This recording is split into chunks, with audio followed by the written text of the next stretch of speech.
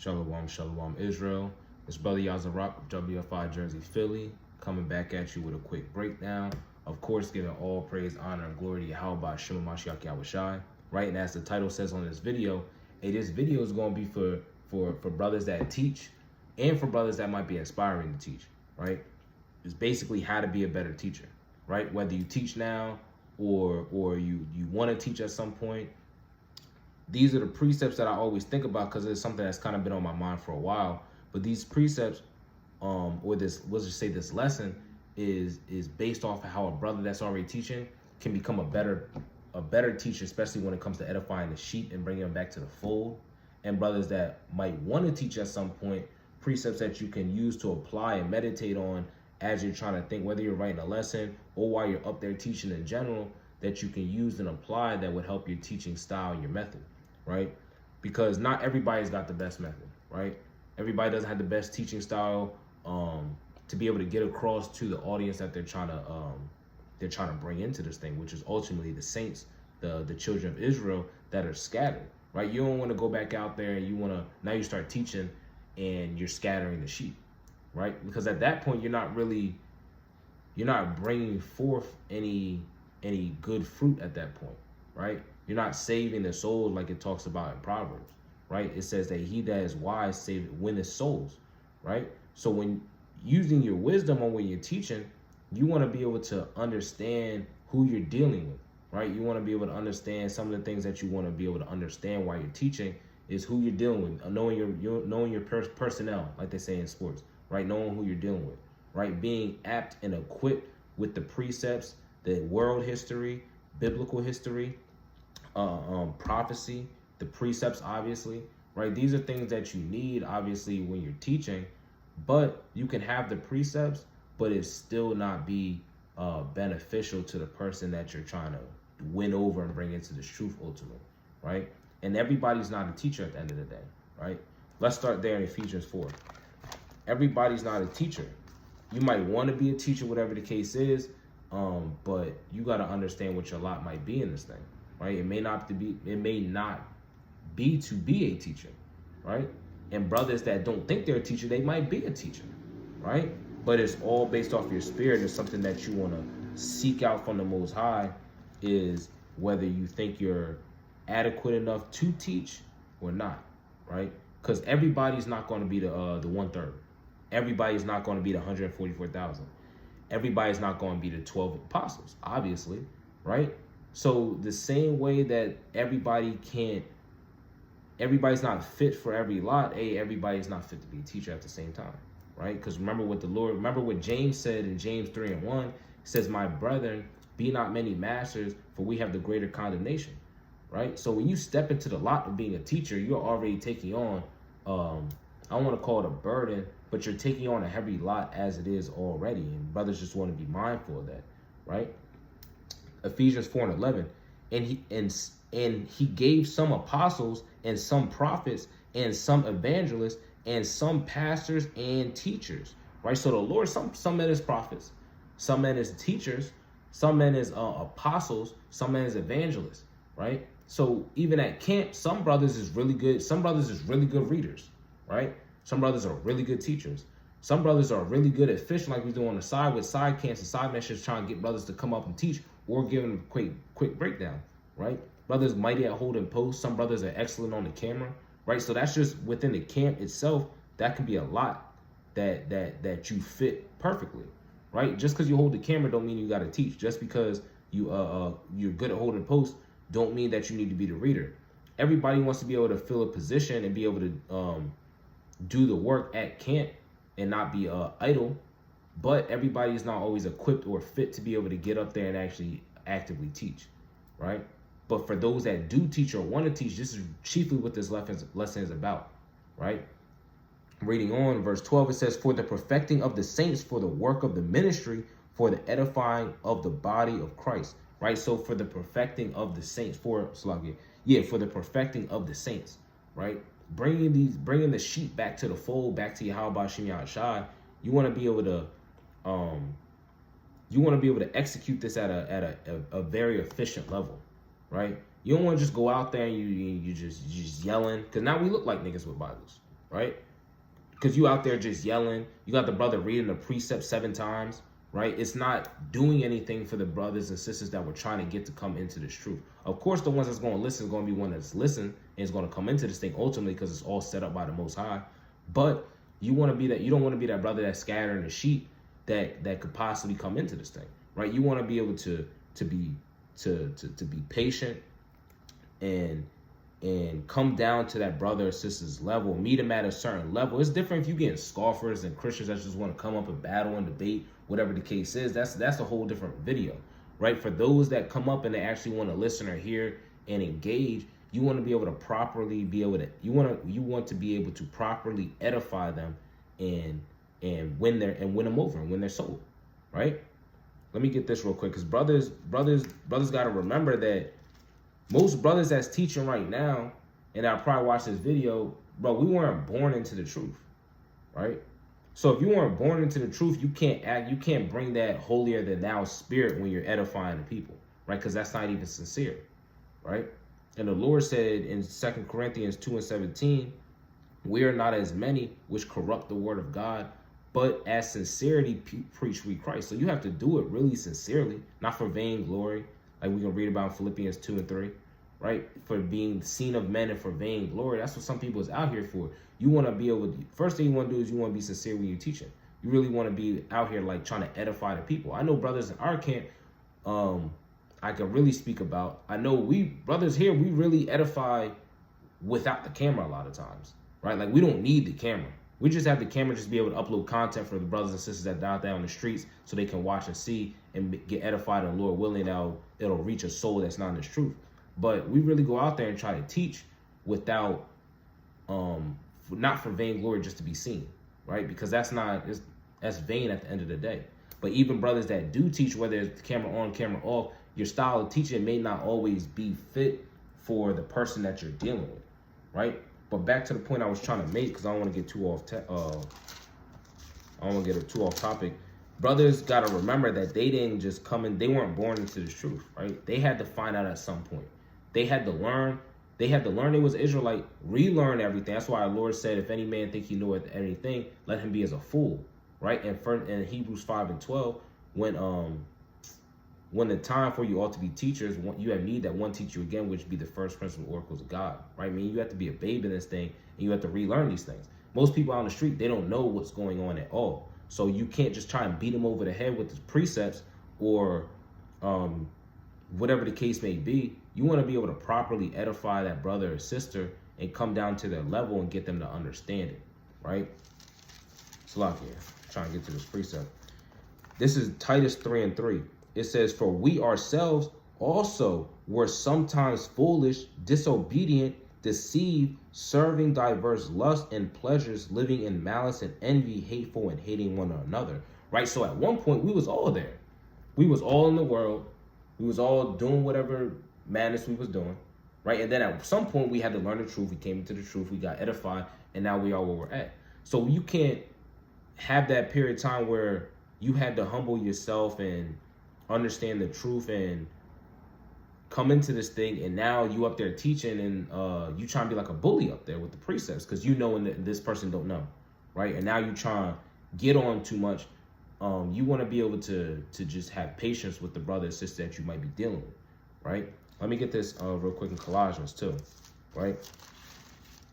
This Colossians 4 and verse number 6. It says, I'll start 5. It says, walk in wisdom toward them that are without, redeeming the time.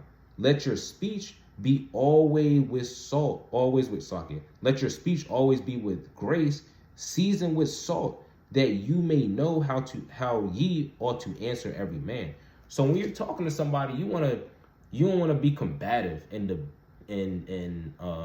have that debate spirit on you and whatnot. Right, you want to make sure you're speaking gracefully and with salt. That's why one of the brothers that I always give a shout out to, that is one of my favorite teachers, the brother Yahweh all down with Sons of Thunder, right? Because he's a patient, humble, and graceful teacher. He might turn up when you have to. Even same thing with Naquan down in Baltimore. They turn up when they got to, but it's not every situation, right? You got to be able to know who you're dealing with, come down to that level, and be able to have like it says, have your speech seasoned with salt. Why? Because now everybody walking past, you just yelling and doing X, Y, and Z. Everybody gonna look at you like, look at this nigga, right? You could have had 5 sheep that you could have brought into the fold, walk past you, added 20 people, but because of your delivery, it just turned everybody off, right? So you want to be able to properly be able to edify certain brothers and sisters in this truth to be able to win their soul over. But the Lord said that you have to have your speech with grace, seasoned with salt, that you know how to answer every man and be able to come down to that brother's level, like Paul did. Like when you read, let me get this in 1 Corinthians 9. Right, this is 1 Corinthians 9 and verse number 19. It says, "For though I be free from all men, yet have I made myself servant unto all, that I might gain the more. And unto the Jews I became as a Jew, that I might gain the Jews. To them that are under the law, as under the law, that I might gain them that are under the law. To them that are without law, as without law, being not without law to God, but under the law to Christ, that I might gain them that are without law. To the weak I became I as weak, that I might gain the weak. I am made all things to all men, that I might by all means save some. And this I do for the gospel's sake, that I might be partaker thereof with you." So Paul's telling you, listen, I became all things to all men. However man was, I came down to that level. The weak, I became weak.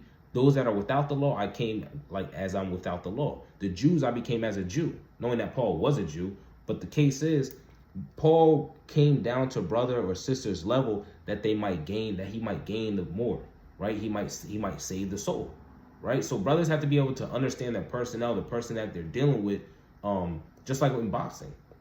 Anybody that watched boxing knows that the first couple rounds, you just sizing your man up. You just filling your opponent out, right? And then eventually you're going to really, get to, they eventually start boxing for real, right? It's the same thing in the truth. You want to be able to you want to spiritually be able to get into the ring with the man or woman that you're trying to teach, and be able to fill them out and understand how, what level they're on, and then be able to properly answer them. Like the Lord told you in Sirach 5. All right, let me get this in Sirach 5. The book of Sirach, chapter 5, and verse number 11.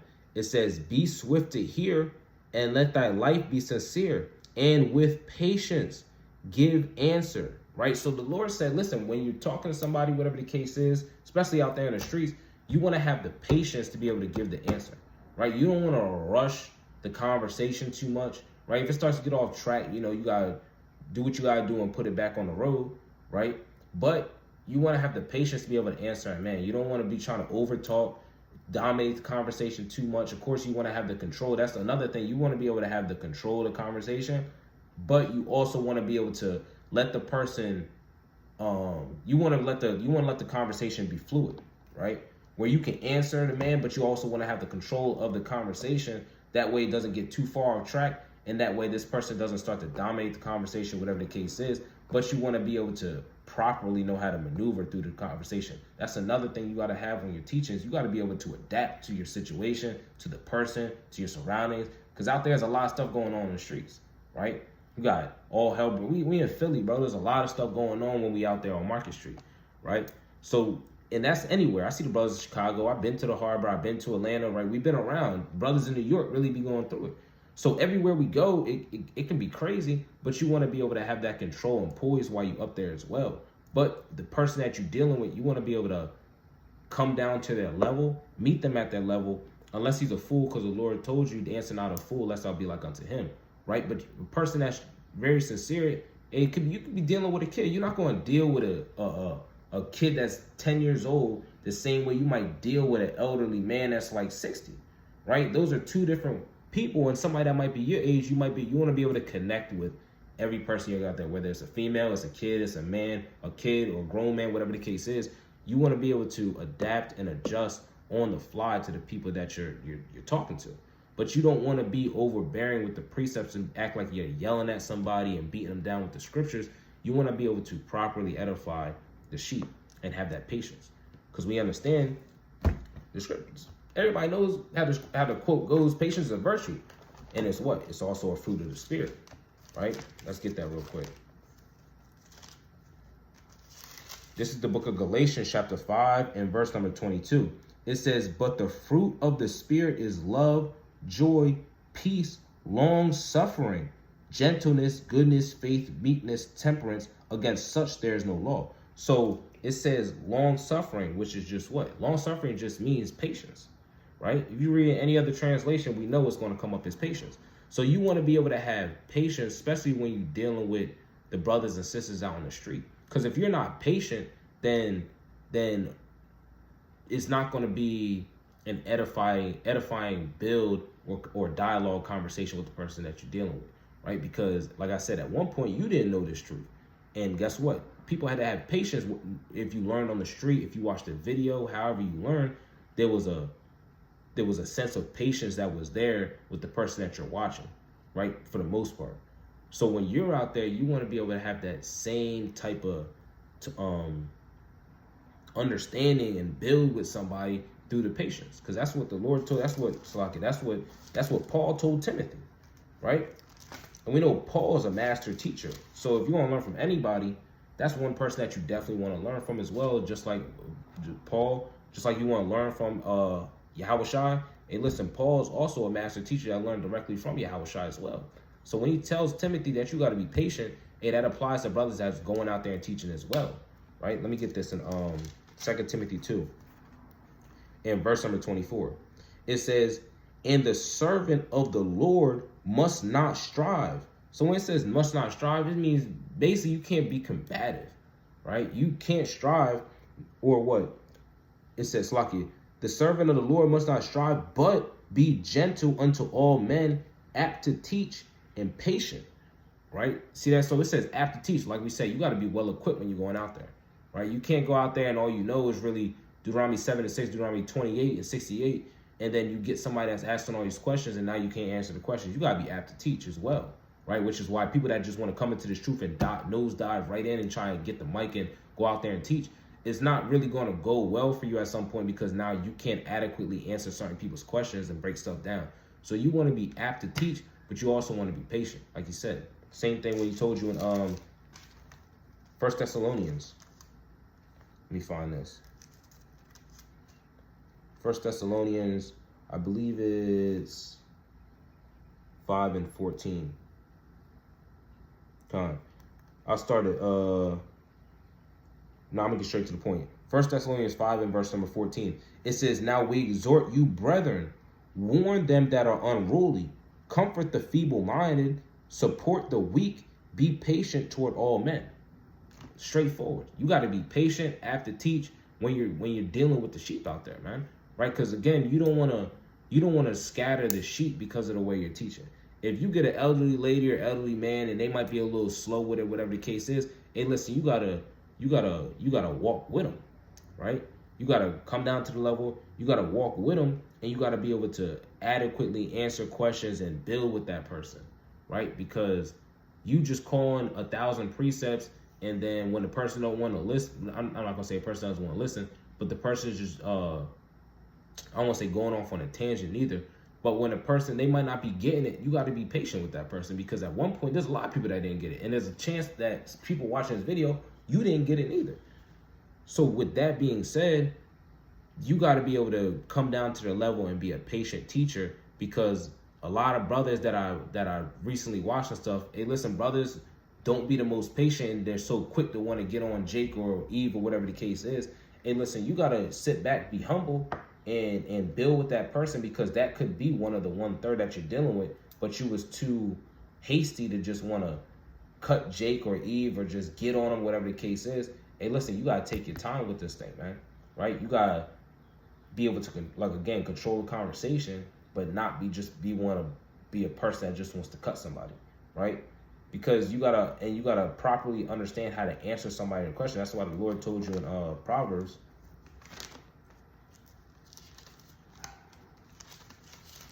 Proverbs chapter 15 and verse number 1, it says, a soft answer turneth away wrath, but grievous words stir up anger. I've seen plenty of times where a brother might say the wrong thing to somebody on the street, and now that person, now you got somebody that you think is a scoffer. Bro, he's literally scoffing, or if you want to say scoffing, because of the way that you answered this man or the way something you might have said to him. If you would have said the right thing, like it said in Colossians 4:6, if your speech was with grace and seasoned with salt, you might not have got the answer or the react. That's what I'm looking for. You might not got the reaction that person gave you if you would have just watched what you said or said the right thing at the time. You don't want to be out here just saying whatever to whoever, because now you getting a scoffer and you think that, oh, that's just a scoffer, that's Satan. Brother, you the one that stirred it up. You started it. So you being able to answer give a man a soft answer, or a woman, whoever the case is, a soft answer. Hey, listen, that could appease that person's strife or whatever they was looking, however they were looking to come at you or have the dialogue, whatever the case is. Hey, that might turn that away, and now you got a whole different person. And people have seen it. Hey, listen, you might be playing sports, whatever the case is, and you say something wrong to the wrong person. Now it's just all hell's breaking loose. It's trash talking, everything like that. When you're on the court, when you're on the field, whatever the case is. Hey, listen, that somebody say something, you say the right thing, y'all just be humble. Hey, you might laugh it off, and now you just chilling. Now you can have a conversation, y'all having fun. Hey, listen, it's the same thing on the streets, bro. It's the same thing when you're teaching, right? You say the right thing to somebody, now y'all can have a proper build and a proper edification, because now there's a mutual respect between each other. But if somebody says something and you reply, you say the wrong thing, or if that person didn't say nothing, you just coming at them crazy, whatever the case is, and now they coming back at you crazy, you can't sit here and say that was a scoffer, that was Satan, because, brother, you just said the wrong thing because you didn't apply the precept that you have to have your speech with grace and seasoned with salt, right? You got to be able to properly edify and know what avenues to take when you're dealing with Jake or you're dealing with Eve or whatever the case is. You got to know what proper avenues and proper ways to teach somebody, right? Because it's not all about just having a precept. It's not all about having precepts, right? You can literally have builds with Jake and not even use no precepts, right? And get through to him. Now you can use precepts to be able to qualify what you're saying and back it up and build them up and make them see, okay, I see what he's talking about. Hey, this does seem like something that makes sense in X, Y, and Z. And the conversation go like that. But you not being able to control your mouth, or that's why the Lord tells you in James that you gotta know how to bridle your tongue, right? When it comes to certain things. You're gonna get scoffers and stuff like that. We know how to deal with certain brothers. I mean, yeah, brothers for the most part that's teaching know how to deal with that stuff. But when you're getting somebody, like I said, that's sincere, that really wants to learn, and listen, you're gonna have to humble down and take a seat and relax and properly build with that person depending on the level that they were at, right? So with that, I want to close out, and I hope, Lord willing, brothers see this video, brothers understand, because like I said, I've seen a lot of brothers just out there, it's almost like they just angry while they teaching, or they just want to be a bully when they teaching, and that's not properly going to be able to win a soul or bring sheep back to the fold, right? And brothers like to use Jude 1:21 on down, and I understand where brothers trying to come from, but when you read the context of the scripture, it's really talking about somebody that's already knows the truth, right? Some have compassion, making a difference. Some save with fire. That's Jude 1:21 on down. So we understand that, but again, it's talking about brothers, people that have already in the truth, right? Brothers and sisters that's brand new to this thing, you got to be able to properly have a dialogue and conversation and be patient with that person at the end of the day, right? So I'm going to close out. I'm going to give all praise, honor, and glory to Yahweh, like Yahshua. Lord willing, this video was edifying to those that do teach, those that are aspiring to teach, whatever the case is. And, brothers might have more precepts they can add to the fold. They can throw a comment down in the video, whatever the case is. But with that, Kwam Yashala.